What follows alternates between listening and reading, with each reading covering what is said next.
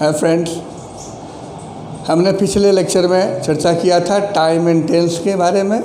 3 tense के बारे में हमने ऑलरेडी चर्चा कर दी है। आइए आज एक एक करके एक एक ब्रांच को हम लोग जानें।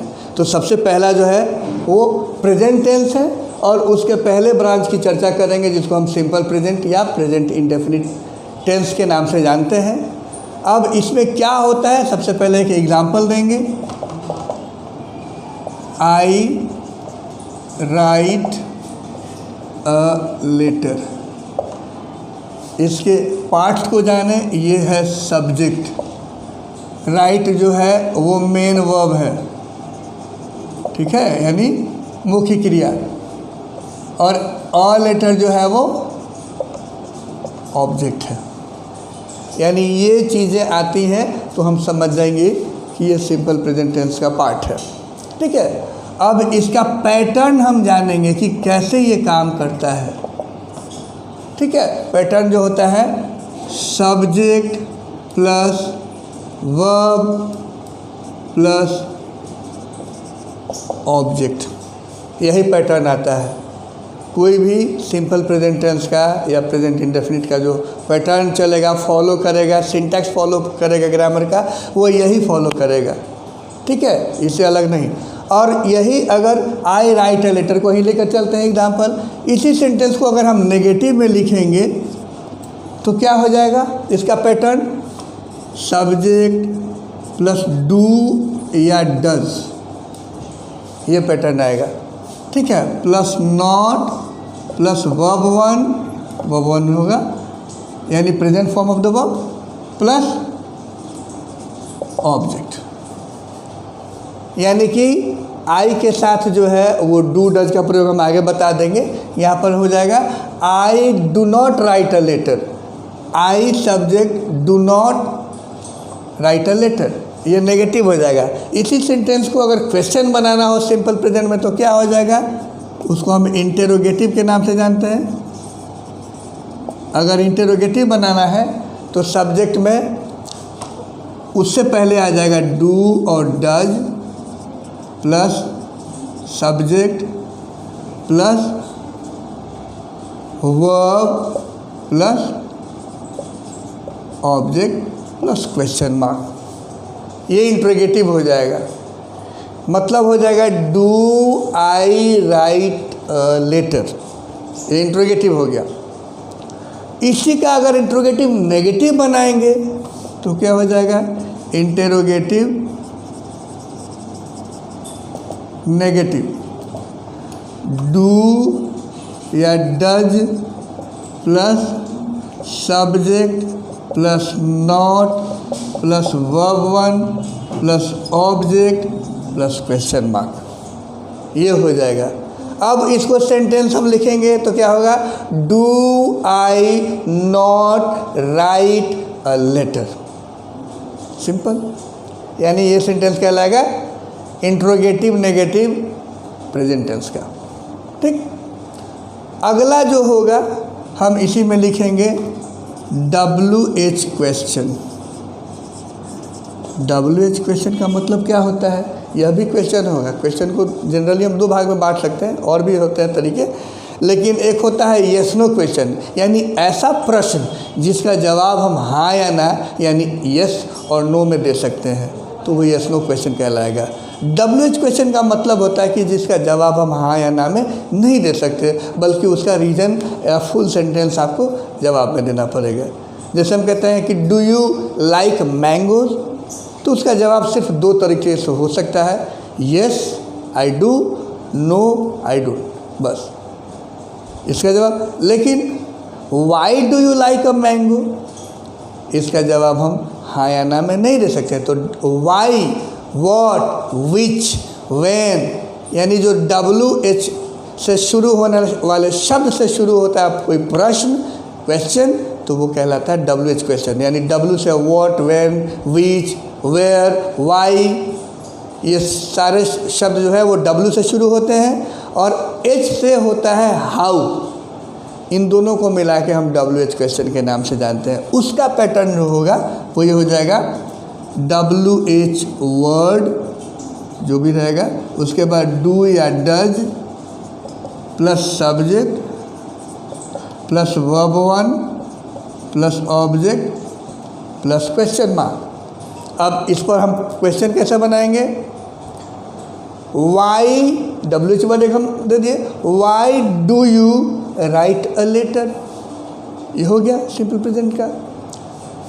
आखिरी एक और हम पैटर्न जान सकते हैं, WH क्वेश्चन नेगेटिव टाइप। तो इसमें क्या होगा, इसका पैटर्न लिखेंगे WH वर्ड प्लस डू या does plus subject plus not plus verb one plus object plus question mark. अब इसका सेंटेंस सुन लीजिए कैसे होगा। Why do you not write a letter. ये 6 पैटर्न सिर्फ आपको जानना है। हर ब्रांच में आपको सिर्फ 6 पैटर्न जानने हैं। इससे आपका कॉन्सेप्ट हमेशा के लिए क्लियर हो जाएगा। एक एक शब्द का आंकड़ा आपको दिखाई देगा और कभी फिर त्रुटि नहीं होगी, कभी गलती नहीं होगी, न लिखने में, न बोलने में, और न ही सेंटेंस को सॉल्व करने में। ठीक है, तो ये 6 पैटर्न आपको याद रखने हैं हर सेंटेंस के लिए, हर टेंस के ब्रांच के लिए। एक ही वाक्य से मैंने समझा दिया, ये होगा। ठीक है, अब आइए जानते हैं हम कि इसके यूजेज क्या हैं। Usages of simple present tense, usages of simple present tense. Usages of simple present tense में जो पहला होगा उसको हम कहते हैं टू डिनोट हैबिचुअल एक्शन। यानी सिंपल प्रेजेंट टेंस का इस्तेमाल, इसका प्रयोग आदत को बोध कराने के लिए किया जाता है। दूसरे सेंटेंस से नहीं पता चलेगा, सिर्फ और सिर्फ सिंपल प्रेजेंट टेंस यानी इंडेफिनिट टेंस। जैसे एग्जाम्पल में हम देखेंगे, I get up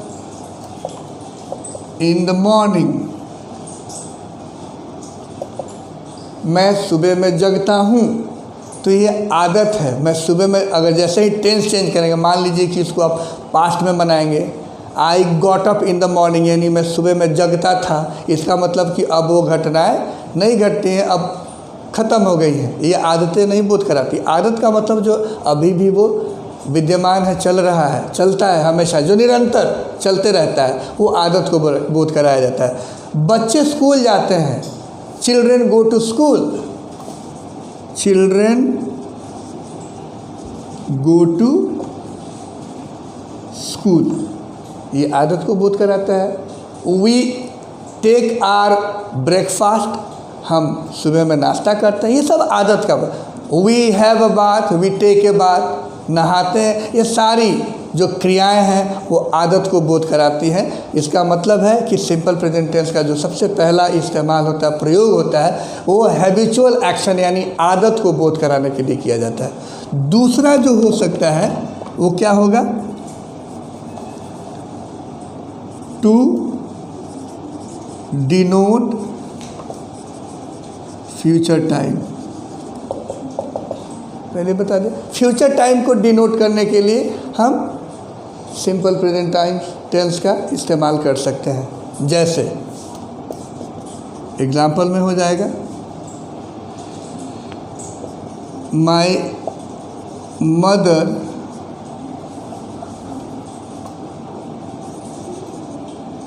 comes to Patna on Monday.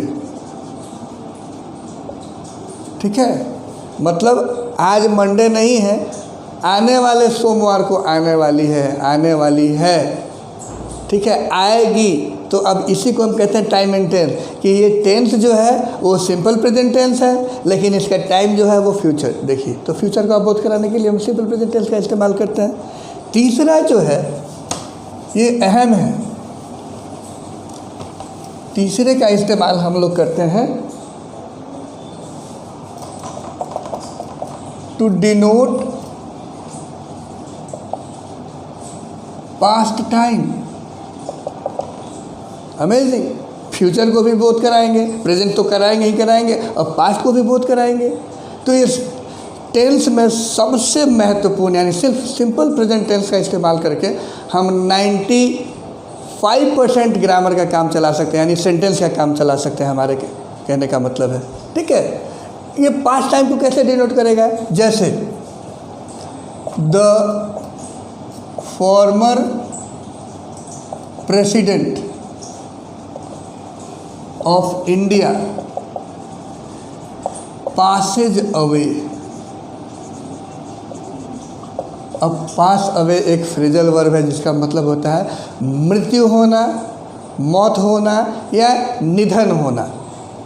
अब आप देखिए, उनकी मौत हो जाती है यानी अब वो नहीं रहे, कार्य तो पास्ट में हो गई है, लेकिन आप देखिएगा जब पेपर पढ़िएगा, ठीक है, अंग्रेजी का, तो यही टाइटल लिखा जाता है। ये खूबसूरत भी बनाता है, उसमें सजीवता ला देता है, लाइवली हो जाता है सेंटेंस, और सबसे अच्छा माना जाता है। तो आप देखिए कि पास्ट टेंस का बोध कराने के लिए, उसको ज्ञात कराने के लिए हम सिंपल प्रेजेंट टेंस का यूज़ करते हैं। ठीक है, आखिरी और सबसे एक और इम्पॉर्टेंट है, उसको हम कहते हैं to denote universal truth. Universal truth या एक्शन को बोध कराने के लिए। एग्जाम्पल में हम देखेंगे, तो एग्जाम्पल में क्या हो जाएगा? The earth moves round the sun, यानी पृथ्वी जो है वो सूरज की परिक्रमा करती है, चक्कर लगाती है। जितने भी ग्रह हैं, जितने हम ग्रह को जानते हैं, वो सब सूरज का चक्कर लगाता है। ये एक सौरमंडल का एक ये प्रक्रिया है। तो ये यूनिवर्सल बॉडी है पृथ्वी, जो सूरज का चक्कर लगाता है। ये हमेशा निरंतर काम चलते रहता है, ये रुकता नहीं है। इसको यूनिवर्सल ट्रूथ कहेंगे, ये यूनिवर्सल एक्शन कहेंगे।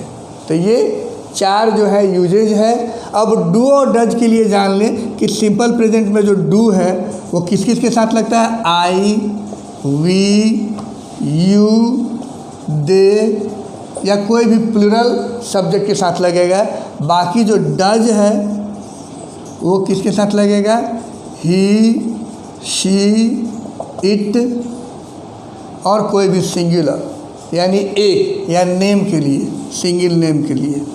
इन सब के लिए हम डू डज का प्रयोग करते हैं, बाकी डू का प्रयोग करते हैं। तो ये जो है डिटेल है आपको सिंपल प्रेजेंट टेंस के लिए। कोई अगर असुविधा हो और कोई क्वेश्चन हो तो आप अपना सुझाव ज़रूर भेजें। अगला हम लोग प्रेजेंट कंटिन्यूअस की चर्चा करेंगे। Thank you, keep on watching.